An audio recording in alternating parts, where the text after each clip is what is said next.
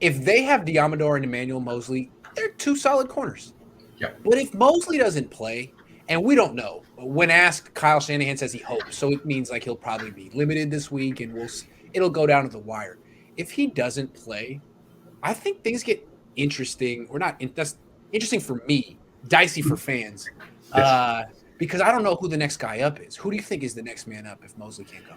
It's going to be interesting because I think Johnson was the first guy up on Sunday, right? Mm-hmm. Now, does Josh Norman have, after a second week of practice, have enough time under his belt to be able to be the guy that plays over him?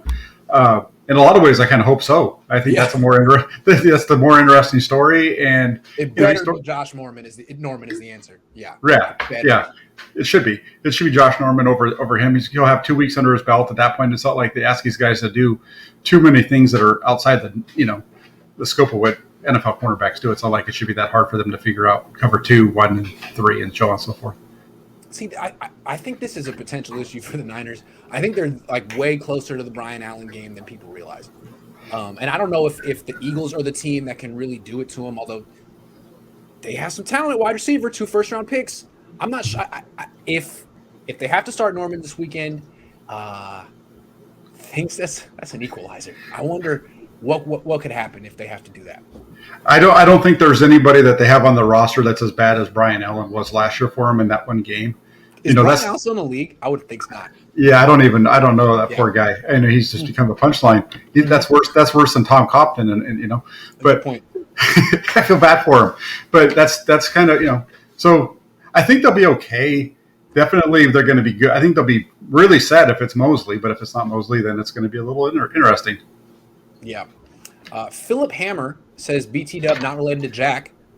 These moves reek of either desperation and or a conflict between Lynch and Kyle.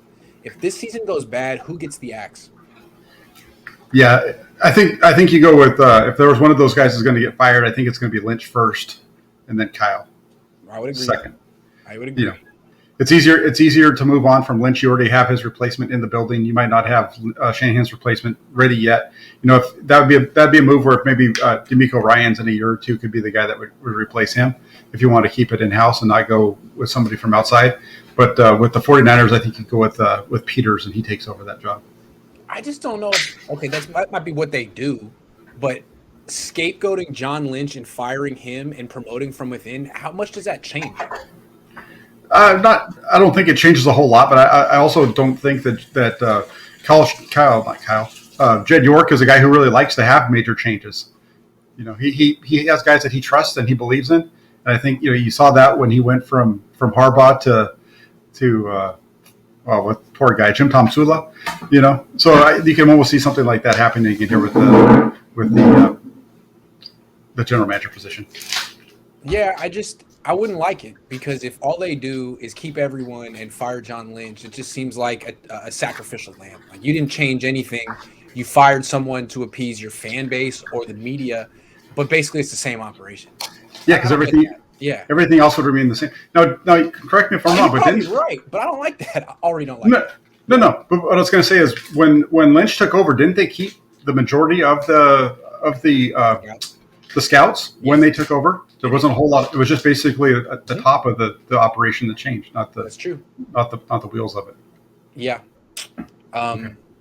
Yeah, I'm not saying that they won't do it. I just would think like, is this the right way to go? Yeah. Are you really going to make? See, to me, that's just scapegoating. But they may do that. The only thing is here. Let's say they do get rid of John Lynch. Does that mean more power for Kyle Shanahan or less? Because the way I always read it was Lynch is here because Shanahan has a lot of power. He basically vetoed all the, from what I understand, all the applicants who had experience and basically didn't want to have to go against someone else with strong opinions. Yeah, I could see that being the case where maybe he loses a little bit of his power because he is like an actual personnel man. Yeah, bring in an actual GM who's going to dictate the personnel on the roster instead of letting Kyle have so much say in it. That would be very interesting. That'd be highly interesting. It'd be a major shift in the way things are being handled right now. Yeah, I'd like to see how Kyle responded to that. Yeah. Human Race Win says, conspiracy alert. Ooh, I like that. Jimmy plays well enough and A. Rodgers tanks. Niners trade, maybe throw in Bosa. Salaries work. Both teams need to rip the Band-Aid. That's a good one until you get to Bosa. Bosa is one of the things that's holding this team together right now.